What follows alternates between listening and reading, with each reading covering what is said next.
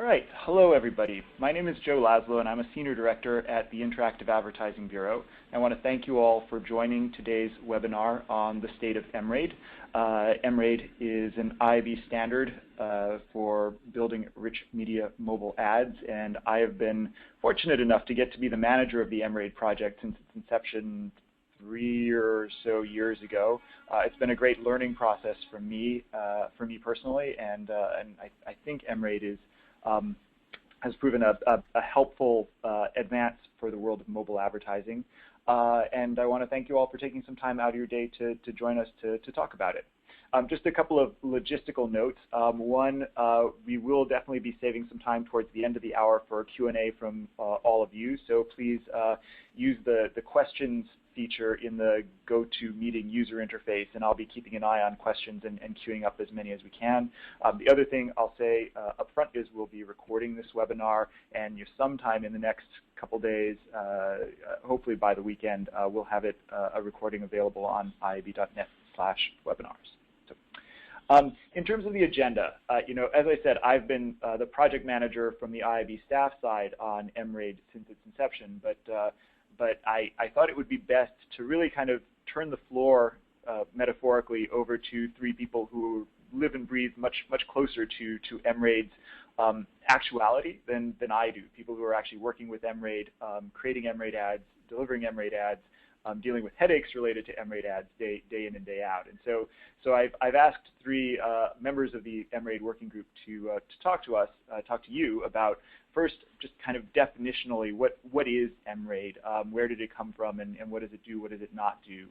And then second, the newest news on the MRAID front is a recent addition to the spec, or an extension to the spec that focuses on increasing its video capabilities. And so we'll talk a little bit about that. And then third, a little bit of the practicalities around how companies are working with MRAID and some of the surrounding tools and documentation that we've created to help companies understand what MRAID is and how to do it, how to use it. Then we'll swing into a bit of questions and answers. I've prepared some questions for the group, and so I will kick things off and kind of moderate a sort of a roundtable with Nathan, Danny, and Yaka. And then, again, as I said, we'll definitely save some time towards the end of the hour for questions from you as well. So one last note from me before I actually let the real experts share their knowledge and insights. I would be remiss if I didn't say a quick thanks to the MRAID working group. The list of companies that have been participating in MRAID is on your screen now. A lot of these companies have been involved with MRAID from the start of the project. And certainly it's not something that the IAB could have executed without the time and expertise from a very large group of people from across the advertising ecosystem. So a word of thanks to kick things off, and with that we'll get on with the show. So first, Yaka is the CTO of Celtra, and definitely Celtra has been working with MRAID for quite a while now, and so has deep expertise in terms of how MRAID works, what it does, and some of the and he's thought a lot and provided a lot of thoughtful feedback to me over the past few years in terms of what MRAID should do, can do, and how we should be evolving it to most help the industry. So without any further ado, I'll turn the session over to you, Yaka. You should have control of the slides. Say a couple quick words about you and Celtra, and then take it away. Sure. Thanks, Joe. So yeah, I'm Yaka, CTO of Celtra. Celtra is an ad tech company that focuses primarily on the creative component of online advertising campaigns. So we enable our users to build really cool ads, track what's going on in them, report on that, optimize them, etc. So Joe asked me to explain very briefly kind of what MRAID is, and I thought instead of doing this analytical top-down explanation, I would rather structure it a bit more chronologically so that you also get a feeling not only what we have today, but also kind of what was the thinking behind it, how we got here. So you of course know that display advertising was being done on desktop before anyone ever even thought of MRAID. What I wanted to point out is that display ads were actually also being done already on mobile. So these ads are, I believe, from 2004. The first version of MRAID was released in 2011, so it's almost a decade before that. So what has then changed that kind of required us to make a standard for ads? So in Joe, sorry, it's kind of a bit of a delay here. So in 2008, actually the iPhone was already released in 2007, but then in 2008, iPhone OS 2 was released, and on the same year, Android was released. The first device, I think, was T-Mobile G1. And so what these two devices brought to market were app stores and third-party apps. So where previously most of the content and then consequentially also most of the ads were on the web, now more and more content was actually in apps. So last year, according to eMarketer, 80% of users' time on mobile devices was actually spent in apps, not on web. So apps became very quickly more prevalent than web. So what's different in apps for advertisers, right? Unlike web pages, which are written in HTML, JavaScript, apps are written in Objective-C on iOS and Java on Android. And they are not on their own capable of showing HTML. HTML, which was always used for ads on web, was kind of the superior choice always for ads. It was very easy to distribute, very easy to change, to create new campaigns. For native code, you would have to deploy that in app updates, etc. And also, all of the existing ad infrastructure was built on HTML. So all the third-party serving, all the tracking systems, everything was kind of relying on HTML. Luckily, both iOS and Android came with what's called a web view, which is basically a component. It's a browser without the frame. So it shows HTML and runs JavaScript, but doesn't have the URL bar, doesn't show tabs, doesn't have bookmarks, etc. So an app developer can place that web view inside an app and show any web page, including any ads, inside their application.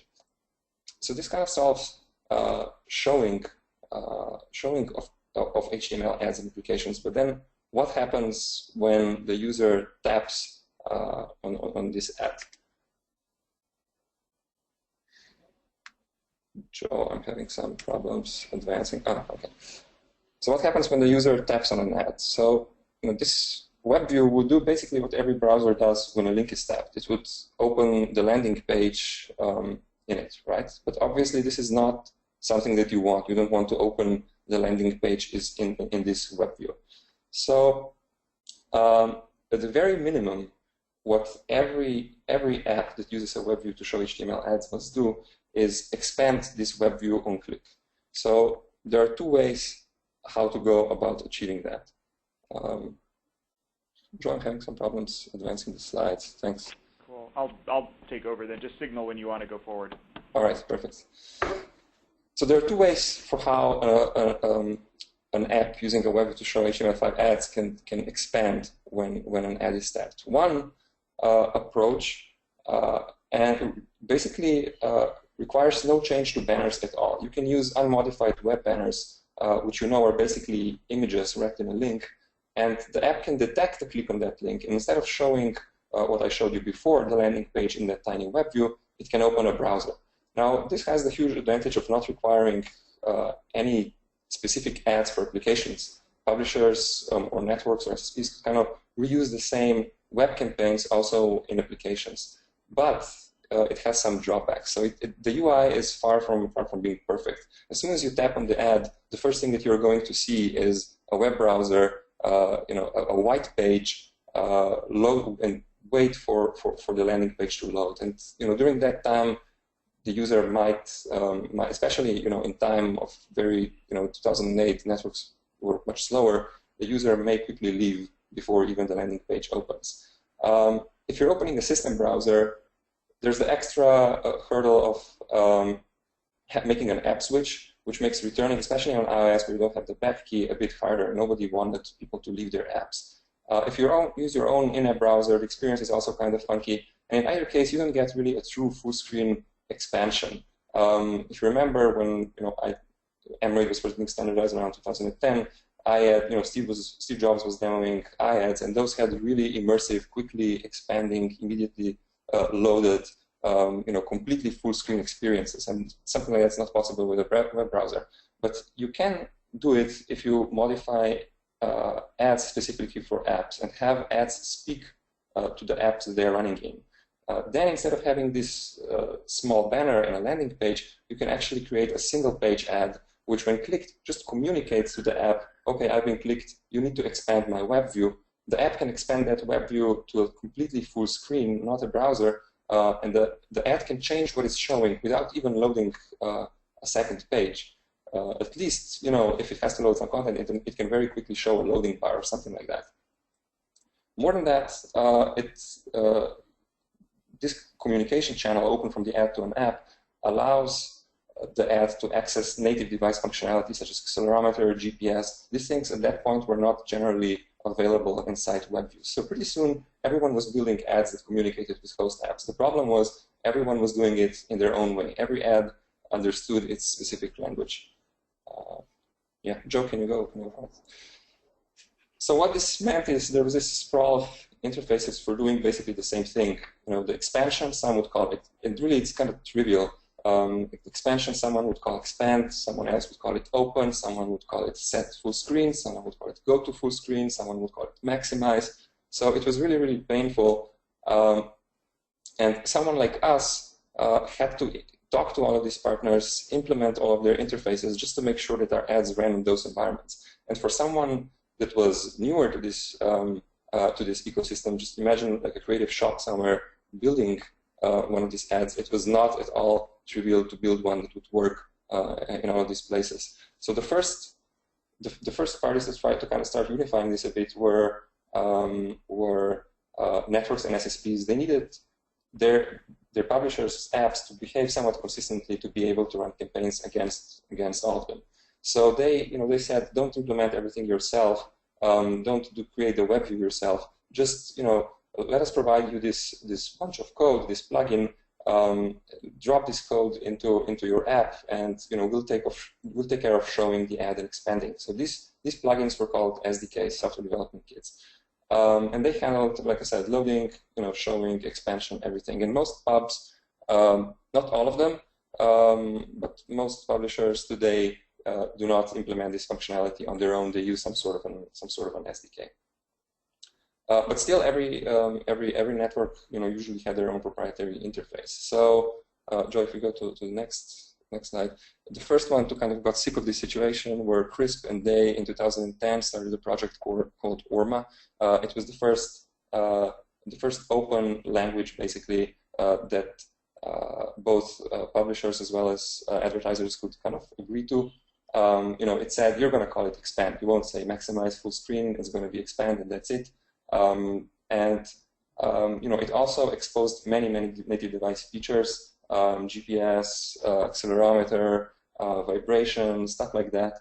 And it came with a reference implementation, an open source SDK, so that everyone could plug this into their app. Or if you were a network or an SSP, you could take that SDK and kind of build your own SDK around that. It was very, very good effort. There were quite a few ambiguities. It wasn't really designed like with a broader public involved. So pretty soon IAB started the MRAID working group to kind of standardize this under their umbrella with broader participation. And in 2011, the first version of MRAID was released. So it focused on exactly what I've been talking about, just expansion pretty much, not much else. By that point, it was pretty clear that all of those native features like GPS, accelerometer, etc., are going to be available for web apps pretty soon. Some of them already were, and it was clear that some of them were about to be. So it didn't make sense to re-implement all of those in MRAID or redefine all of those in MRAID, since we know that HTML5 was kind of following very quickly. So we relied as much as we could on HTML5. And also, MRAID was designed in such a way to allow expansion. So for all the players who previously had proprietary SDKs, which allowed them to really innovate quickly, MRAID was designed to be extensible, so we didn't limit anyone's innovation. And then pretty soon after the first version was released, the working group started for the second version, which defined other things like is viewable, which has nothing to do with viewability as we consider it today, but basically it allows the ad to know once it has come on screen as a result of scrolling, for example, which means that it can start animations at just the right time, so that you don't kind of play everything before it has even appeared on screen. It allows doing things like customizing the close button, locking orientation, which is really important for very game-like full-screen experiences. It allowed even partial resizing, so you don't have to resize the full screen. You can just expand a bit inline. Then some features were still missing from HTML5 and didn't look like they were coming anytime soon, like storing pictures to a phone's camera roll and creating calendar events. And these were thought to be important, so they were actually included into MRAID 2 as well. Next slide, please. So if you check where MRAID is today, these are stats that I pulled yesterday from our platform. You can see that after MRAID 1, MRAID 2 were released in 2011-12, at that point we relied pretty much on proprietary SDKs for all of our impressions. In just a couple of years, we came to almost 90%, and I think that in the next year we're pretty much going to be at 100%, and we'll be able to abandon all of the other proprietary interfaces. And I think the picture is probably very much the same for everyone. If you're a publisher and you want to run ads inside your application, it's a display ads. It's a very it's practically a no-brainer. You are not going to implement any other interface than MRAID. So the promise of MRAID has actually been, I think, delivered. Every in-app creative can pretty much run in every app today without any integration. Not much has happened since then in terms of evolution of the standard, but I think MRAID has kind of established it as the go-to way to standardize communication between the ad and app. So as formats become more advanced, as we need more of that communication, likely that is going to be standardized in future versions of MRAID. So one of these extensions happened earlier this year with video, which I think now Danny from BrightRoll is going to talk also a bit about. Great. Thank you, Jaka. That was a terrific overview. And yes, give me 1 second to flip slide decks. And yes, as you pointed out, rather than make a fundamental change to MRAID and do an MRAID version 3, when BrightRoll, along with Rhythm and Innovid and a couple others, kind of came to us and said, "Hey, we'd like to enable greater video capabilities within MRAID." We decided to do it as an extension to the core MRAID v2. And here to talk with us a bit more about the genesis and development of the video addendum to MRAID is Danny from BrightRoll. Danny? Thanks, Joe. So, hello everyone. My name is Danny Roosevelt. I'm a product manager at BrightRoll. We were recently acquired by Yahoo at the end of 2014, so product manager at Yahoo now. So BrightRoll and now Yahoo, we operate the largest programmatic video advertising marketplace across all screens. And so my primary focus is on mobile video and on cross-platform marketplace initiatives. And I'm definitely excited to be a part of this webinar to discuss the evolution of MRAID. But as Joe and Jaka have mentioned, specifically I'd like to talk about the recently released video addendum and really chat about why it's so important for the industry. So a quick summary for those of you who are not familiar with the MRAID video addendum. So when the group set out to write this addendum, we had kind of a very specific goal in mind, which was we need to figure out a way to provide a consistent and a standardized framework that enables the programmatic buying and selling of interactive video ad units within in-app mobile environments. So, this kind of came out of the realization that there's no hope to scaling anything without clear standards in place. And I think Jaka really demonstrated that with some of his slides on all of the various disparate and disconnected APIs and SDKs that were running around, prior to MRAID's existence. And so really what this addendum does is it aims to bridge the gap between the existing video and mobile standards that were already in place. And primarily in this case, we're talking about MRAID and VPAID. So this was intentionally positioned as an addendum to the existing MRAID specification and not as an entirely new standard. Because really the core element of the addendum is that it comes with a very flexible approach to implementation, which allows for minimal development for publishers, advertisers, creative vendors, and ad platforms. And so kind of a quick background on my involvement in the project, BrightRoll's involvement, and then kind of how it came to fruition through the IAB and with some of our industry partners. So we started experimenting, BrightRoll started experimenting with interactive video ads in mobile, about 4 years ago in around 2011. These were very custom. They were not easily scalable. There was a very small set of supply where we can actually run these. Later in 2012 and 2013, we started kind of looking at MRAID in the context of enabling a more standardized approach to running these units. MRAID offered a big improvement in standardizing the in-app communications between the SDK and our creatives that we're running. But what MRAID lacked was really comprehensive support to enable the tracking of key video metrics. And so BrightRoll's core focus has always been video.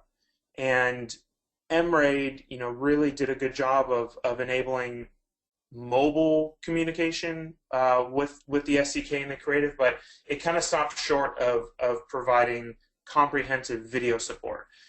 And at the same time, we were very familiar with VPAID and the benefits of that standard, especially when it comes to consistent video tracking with impressions, quartiles, midpoints, interactions, clicks, etc. So kind of the conclusion that we came to at that time was, hey, you know what, MRAID works great for mobile advertising, but it's clear that there are gaps in its ability to report on video metrics.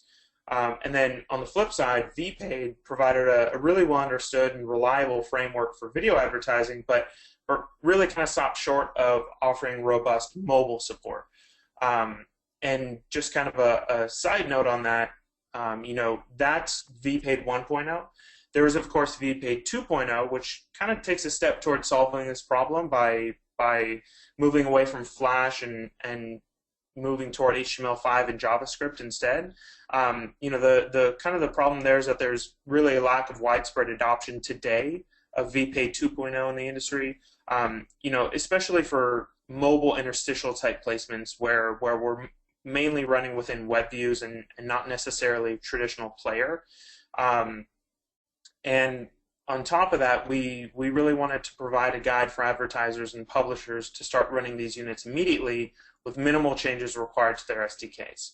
So in kind of our proposal to the IAB, really what we did was we took the most relevant pieces of VPAID, purely the events that relate to, the relevant video events that relate to duration tracking, and we implemented that API into our MRAID creatives. So we developed a kind of a custom integration very early on with Innovid as one of our early partners here. And it was effective, but again, it still required custom work for us, for Innovid, for some of our publishers. So this leads to lengthy and very expensive integrations at the end of the day with all of our partners. So the proposed framework, at that time was really built on existing standards in order to encourage adoption. And like I mentioned, the flexible implementation provided backward compatibility so that SDKs actually were not forced to make any changes, assuming MRAID was implemented correctly. So once we presented this to the IAB, there was really good feedback from them, and Joe really did a great job of kind of drumming up support and feedback to kind of take this to the next step, which was forming a couple small working groups with various industry members and really kind of hashing it out. And we had like the original framework for the addendum, and we tore it apart, put it back together, made changes to it. One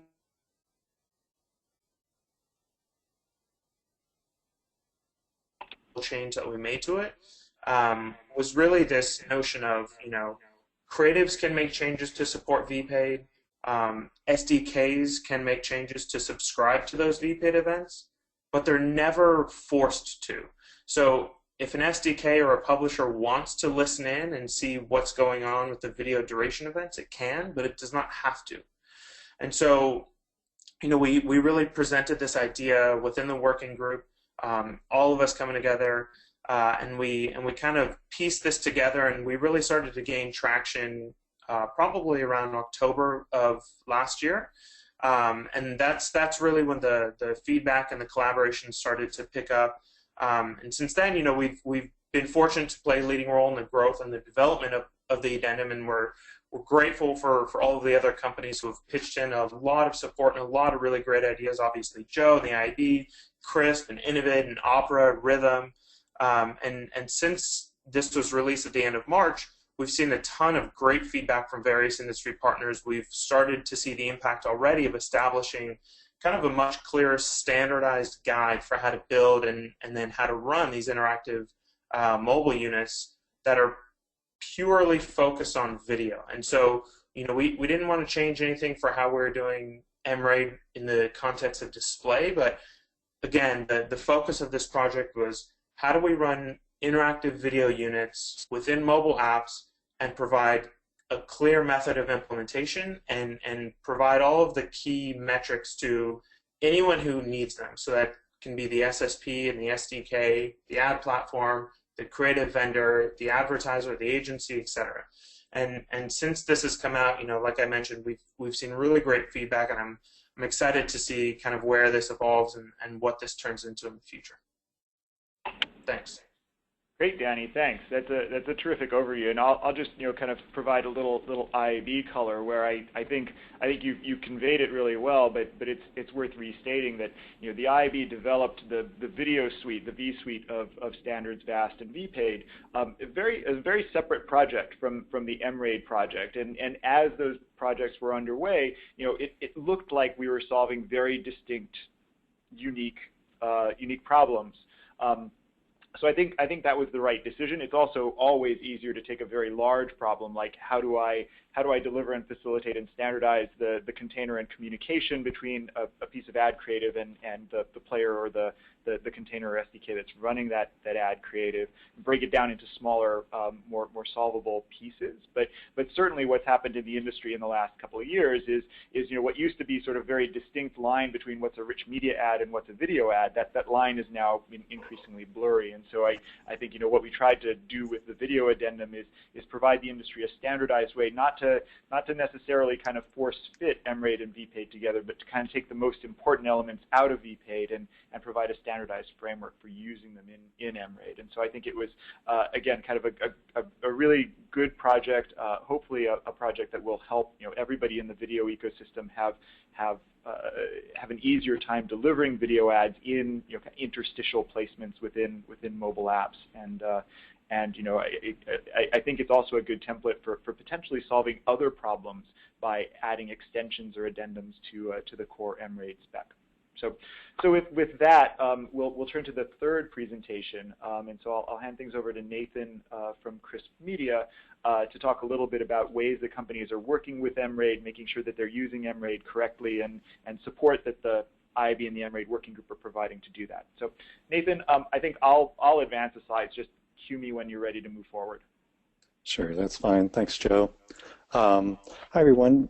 Yeah, my name is Nathan Carver. I'm the VP of Engineering at Crisp Media, and our vision really is to use mobile technology to bring consumers and brands closer together. So it's sort of my role to help provide that technology for delivering, building, targeting, and analytics around rich media across platforms.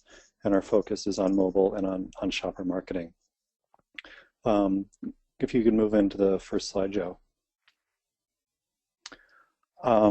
So Crisp has been involved with MRAID since its inception. I'm really glad to be a part of this webinar and to talk about how folks are working, some of the nitty-gritty parts of working with MRAID and building out MRAID ads. The trouble, of course, as Jaka mentioned, began thinking about the complexity, the real world complexity, which seems to be always increasing, and the goal of MRAID was to simplify. And that started with a specification.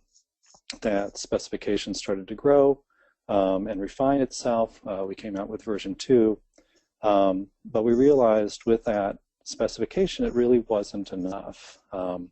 That now, instead of having a number of partners, each with their own individual proprietary SDK or container, they were all following MRAID, but there were little bits and pieces, the sort of nuances in the specification, for example, that some vendors were implementing slightly differently or had a certain take. That was happening on the SDK side, and also there was a need for those who were building the ads to have a few more tools as well in terms of best practice. So those tools and that specification is always available on the IAB website, iab.net/MRAID. But I want to sort of talk about 4 of those in particular today. When you're working with MRAID, for me, the very first question to ask is, are you working with a compliant SDK? And this is a very important question because of the differences between V1 and V2 compliance. The V1, the version 1 of MRAID specification, which came out in 2011, to be compliant, that is a self-attest. So vendors who want to provide that container, provide that SDK for you, they read the specification, they do their implementation, and then they contact the IAB and say that they have done it. And that's as far as what's needed. After we started to see MRAID in the real world and see these small little nuances between different vendors, we realized we needed a certification that was a little more stringent. So the IAB working group came together and created a number of ads. You can sort of see them in this slide. They're not especially pretty. They're very technical in their nature. They're that way on purpose to really sort of focus in on any ambiguity that you might interpret in the specification is really nailed down. If these ads run, then you are compliant. So to have that seal, that MRAID v2 seal, means that it's really been tested against a standard set of ads for expansion, resizing, full page, and also with video. So I would say when you're working with MRAID, the very first question is to know about your container. You know, they have that compliance seal. The next step then is on the ad builder side. So now that you have a trustworthy container, are you yourself following the best practices? So last summer, the IAB working group released this document, which is our best practices document. And this is just a fantastic resource. It goes through common mistakes, things like making sure that you're thinking about the viewport, since you'll be on mobile oftentimes. Things like the best use of jQuery if you feel like you need to use a JavaScript library. Things like understanding what is viewable really means and its purpose. And this is a very specific document. It not only describes things, but it also provides code samples for the creative builders. And near the end, it talks about some of the debugging tips. So as you know, or as you may know, an MRAID ad is really an HTML5 ad. At its core, that's what it does, and it uses the MRAID specification to do those things in a web view, like expanding and taking advantage of that environment. So debugging at first begins as HTML5, but there are some things that you want to practice in terms of the container testing as well. Joe, for the next slide. One of those tools is a project called the Online Web Tester. This is an open source project. Chris Media sort of had the core code, but we've open sourced it, so it's maintained by the advertising technology community at large. And this is a website that you can go to. It has the MRAID v2 seal and allows you to bring your creative. So you paste in your ad tag, you paste in your HTML5 directly into this tool online, and see that it's behaving with the MRAID spec as you want it to. Is it expanding? Is it doing the right thing? Is it centering on the screen? Is the video playing? Are you getting the right response for calendars or storing pictures? This is really a wonderful resource and an open resource for the entire ad building community. But there are some things that are still very specific to being on device, and for that reason the IAB is coming out with an app tester as well. This is super important when you want to do things that work with device like the accelerometer. So if you have a sort of rolling ball maze game, for example, the web tester may not be enough. The intent of this tester is that you'll be able to choose an SDK regardless of whether or not you have a relationship with that partner, and paste in your ad code and see it working on device and be able to debug it with tools. For me, this sort of completes the full circle of working with MRAID, right? That you have a container that you can trust, that you're following best practices from code that's available at the IAB website, and that the testers themselves are using those compliant, V2 compliant containers so that you can really get a good sense of delivering an ad that's gonna be really perfect before it goes out into market and before launch.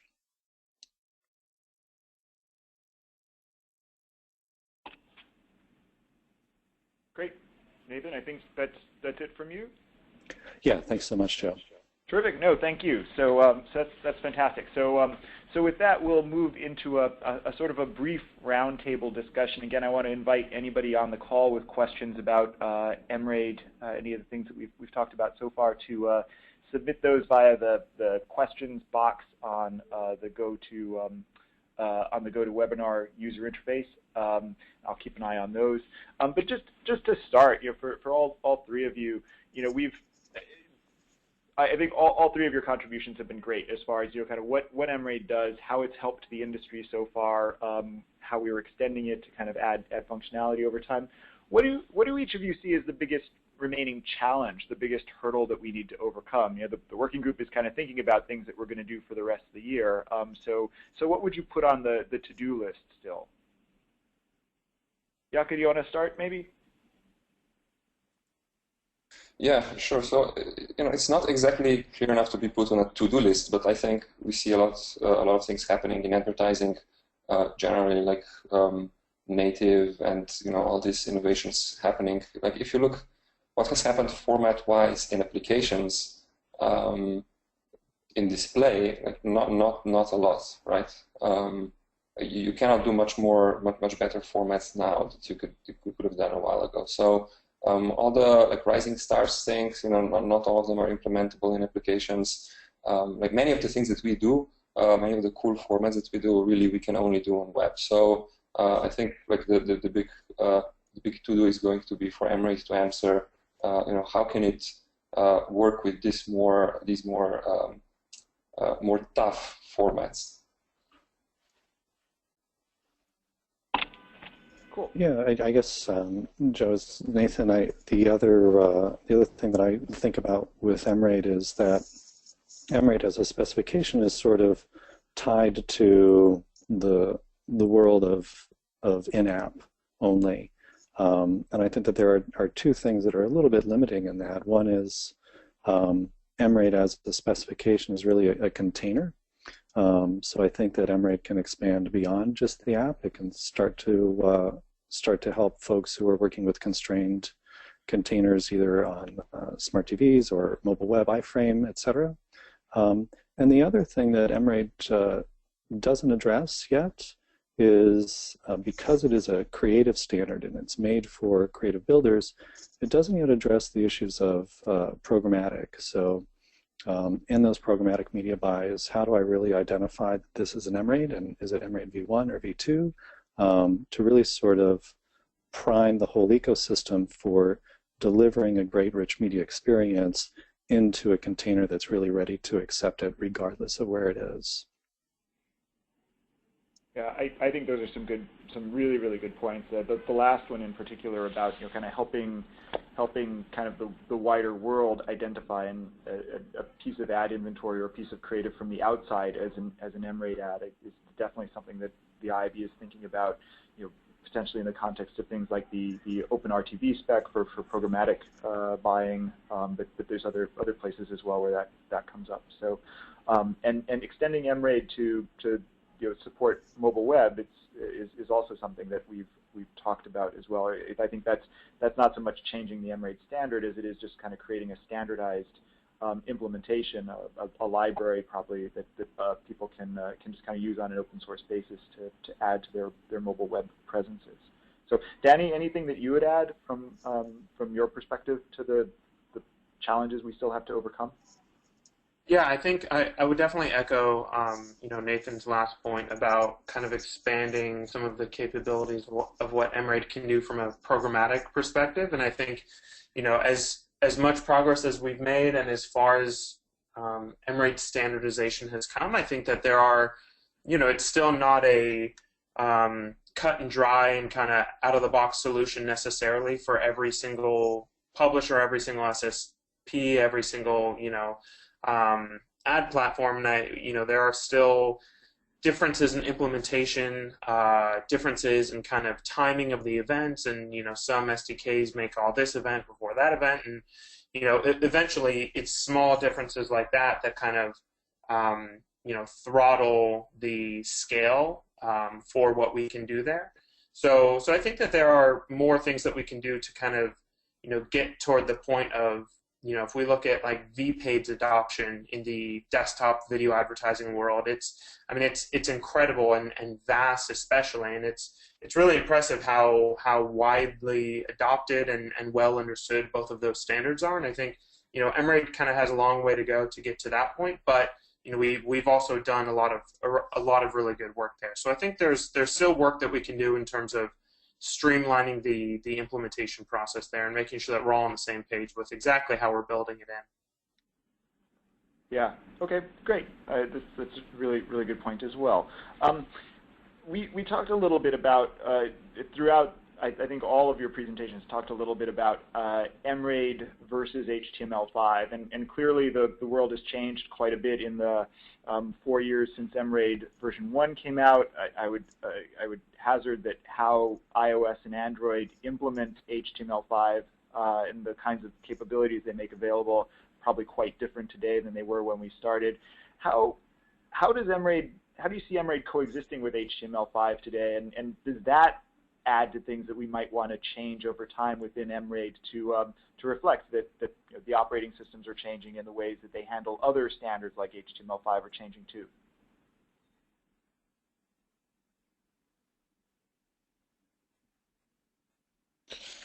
I think it's coexisted pretty well. So I think it was a very wise decision.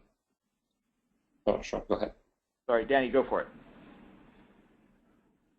Oh yeah, sorry. So I think I think that the two have definitely coexisted well, and I think that we will always see. I don't think that any one standard can ever be kind of the one golden solution that fits all scenarios, where it's going to be the right solution for display, for video, for online, for connected TV, for mobile, for tablet, regardless of what the advertiser wants to do there. I think that there will always have to be, differences in standards, differences in implementation to a certain extent, but the more that we can unify things across the board, I think the better for everyone across the ecosystem. And I think, MRAID has done kind of a lot to help enable streamlined communication for mobile advertising, period, especially now that there's better support for video within that context.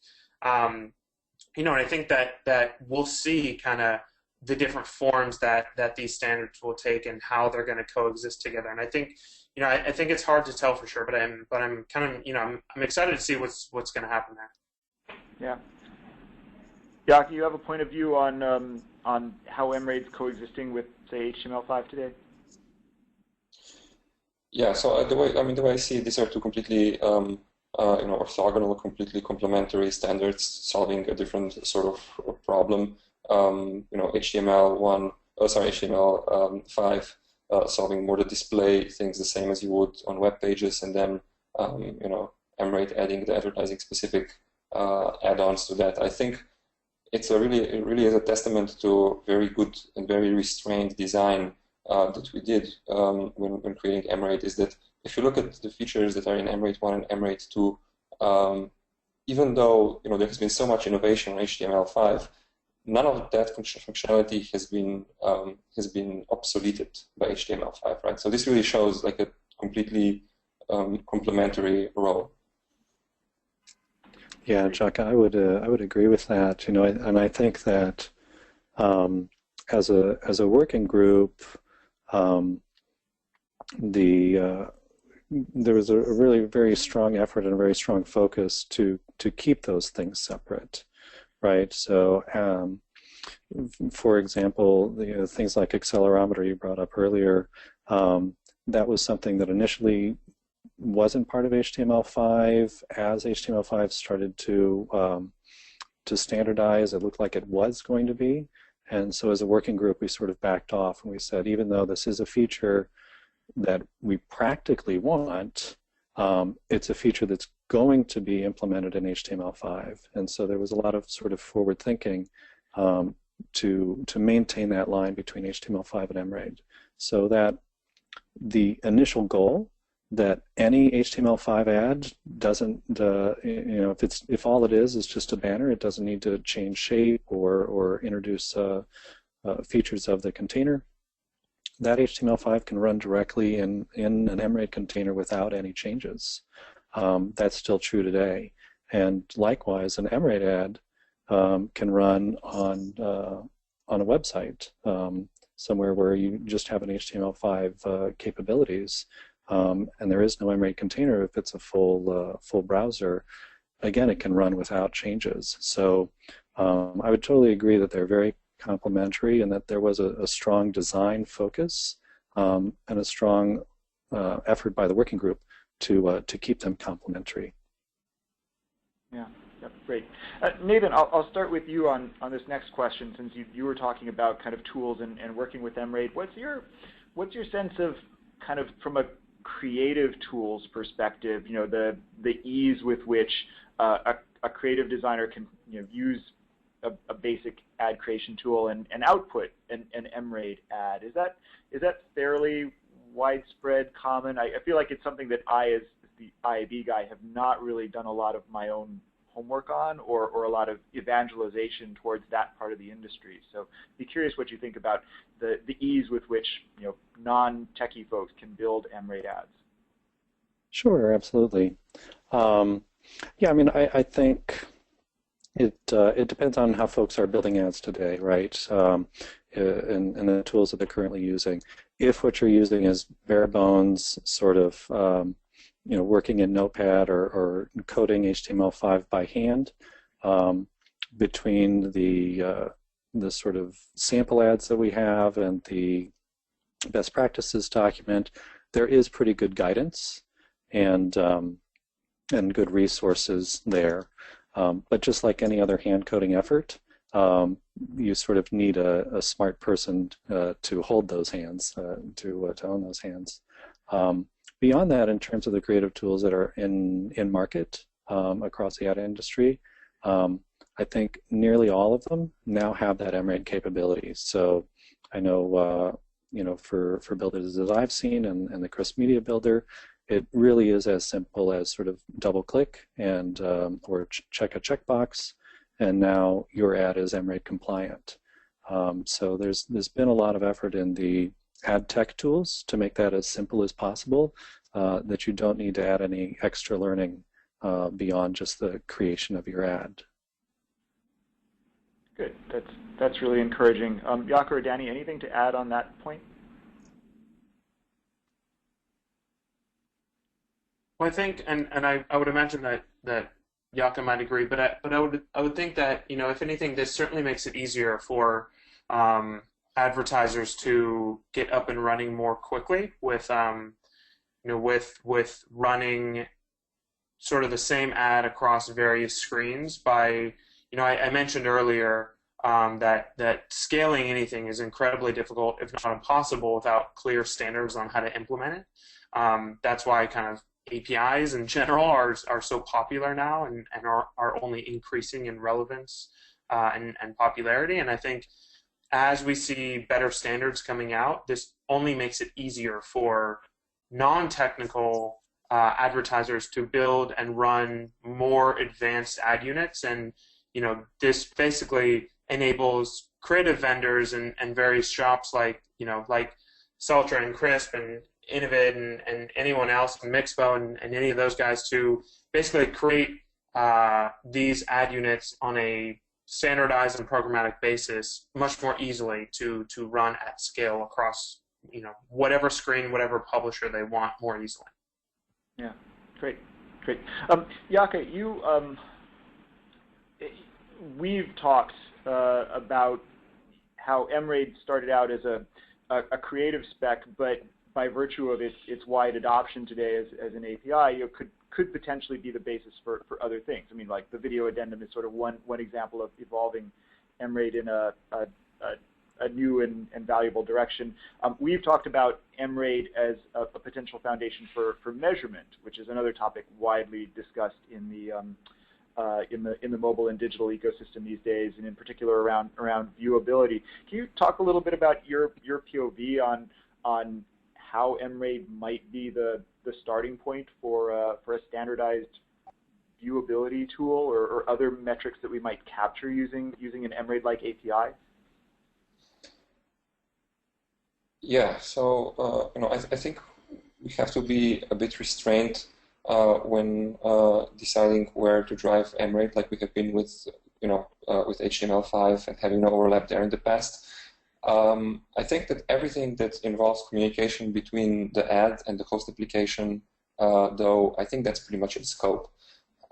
So I would say, for example, for viewability, right? If it would be really unfortunate if MRAID now had to focus on these higher level criteria that we are just now defining, 50%, 1 second, etc., etc.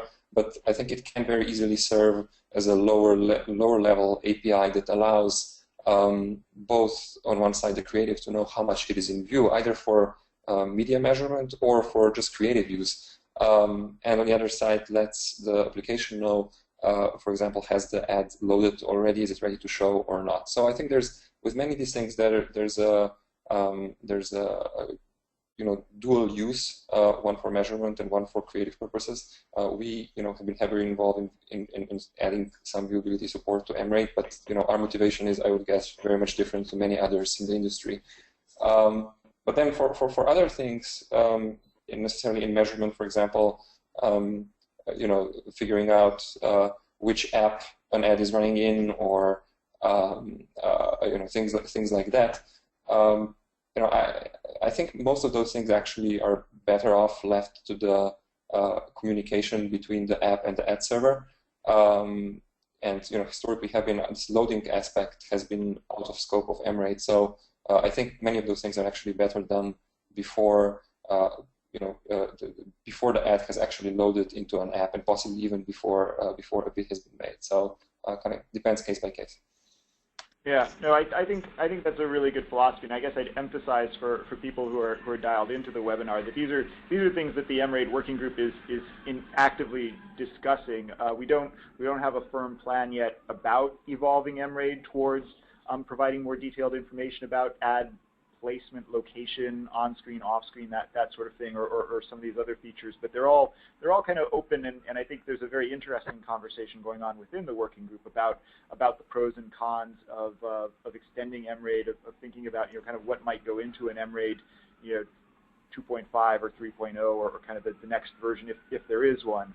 And like I said, I think there is a compelling argument to be made that MRAID 2 is still pretty valuable for the industry just as is, and so if and when we decide to add more capabilities, maybe it's more likely they'll be done as future extensions to the core spec as opposed to revving the core MRAID standard itself.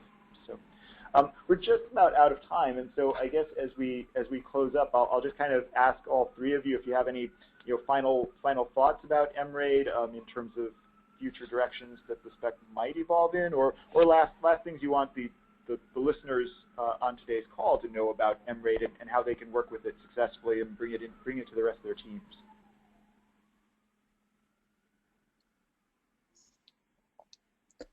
Sure, Joe. I'll go ahead and start. You know, I think for me, the two things to know is that one, MRAID is a very practical standard. We've always sort of looked at it from a point of view of what makes the right sense for the industry right now. You know, I think some hesitancy we have about adopting certain things, whether that's in measurement or whether that's something HTML5 is already doing, that really sort of reflects the practical nature of MRAID. And that the other is that I would definitely invite folks to look at showcase ads. I know we've talked about putting a showcase on IAB. That doesn't exist yet, but most creative folks, regardless of sort of where they are in terms of the ecosystem, but folks who are building ads, most of them will have a showcase of ads, and I would definitely invite folks to take a look at those and to ask questions about which of these are the MRAID ads, and I think you'll be really pleasantly surprised to see how much can be done inside that spec. Great, thanks. Yaka, any last thoughts for the audience on how they can leverage MRAID successfully? Yeah, you know, as I said, I think MRAID's evolution, you know, has not been very fast-paced during the last couple of years. I think, you know, with the video change addendum this year and some of the other things that are in the pipeline, the pace is kind of ramping up. I, you know, very much like this dynamics that we have, where people from other companies, you know, come in, propose their addendums, which solves their business issues. Like we propose viewability. IAS has proposed some other verification interfaces. So I think like it's a very healthy dynamic. It's a great thing that we have this working group organized by IAB as kind of a forum where these ideas are put openly on the table and then, you know, discussed. Good. Thanks. And Danny, just wrapping things up, aside from building a library of sample creatives built using the video addendum, which is definitely on my to-do list, are there other things that we could do around the video addendum to help you know, you and your fellow video enablers get the word out about it and get it more widely adopted? Yeah. I mean, I think definitely the library of sample ads is going to be helpful to kind of, you know, see what some of the options are and maybe use them as a guide for implementation and development. I think definitely a tester application will do a lot to help, you know, really assist publishers and other SDKs and other vendors to quickly run through a test and say, yep, this looks good. This implementation should work across the board. And, you know, where things don't make sense and where things are not working, you know, I would only ask to, you know, speak up and let's talk about it, and probably email Joe directly and say, you know, this doesn't make sense for us, you know, let's figure out a better way of doing this, because, you know, as we discussed, like, what's so great about this is that we saw an opportunity, we saw a gap and a possible solution, and we brought it to the IAB. And, you know, here it is as a standard, and everyone else was able to, all the other industry partners were able to chip in and offer their 2 cents and kind of have a very collaborative discussion with a lot of good feedback. So that was a really great process. And so if there are gaps and things that are not being solved with the existing standards, I would just encourage people out there to you know, figure out a creative solution and let's talk about it and talk to various partners in the industry and figure out a good way to accomplish that. Thanks a lot. Yeah, no, I think that's a great closing thought. I think hopefully what everybody is taking away today is that MRAID has already done and continues to do great things to help make mobile advertising better, but it's also, like everything in the mobile world, still a work in progress. Definitely a living, evolving specification, something that we do want to add capabilities to, add functionality to, as the industry agrees that yeah, these are things that should be standardized. They relate to how a piece of ad creative communicates with the container, the thing that's running that ad creative, and their capabilities that we all need that aren't being provided through other channels. So we'll certainly continue to entertain those sorts of proposals. Hopefully give them all a fair hearing, and where it's important and valuable and there's a consensus, continue to build on the foundation that MRAID provides. So Jaaka, Danny, and Nathan, thank you so much for joining me today. I hope this was informative for everybody who's dialed in. One last word from the IAB. I have to sort of include a little promotional material about some of our upcoming events. On Monday, this coming Monday, is the IAB's one-day digital video conference here in New York City. So if you're in New York and don't have anything else going on, it's at the Crown Plaza. It'll be a really cool event. Tickets still available. On Friday, June 12th, IAB members are cordially invited to the next mobile committee meeting. That will be here in person and via WebEx if you're not in New York. And then on June 18th, I will be in San Francisco, actually talking about some cool mobile creative executions from the last year or so, what made them innovative or interesting. And I will certainly be asking if they were built using MRAID or other tools, APIs, and solutions. So IAB.net/events is the place to go to get information about those and other IAB upcoming events. But again, I want to thank you all for dialing in today, and one last thank you to Jaaka, Nathan, and Danny. Your contributions to MRAID have been immense and very valuable, and your contributions on today's webinar have been as well. So thank you and have a good afternoon.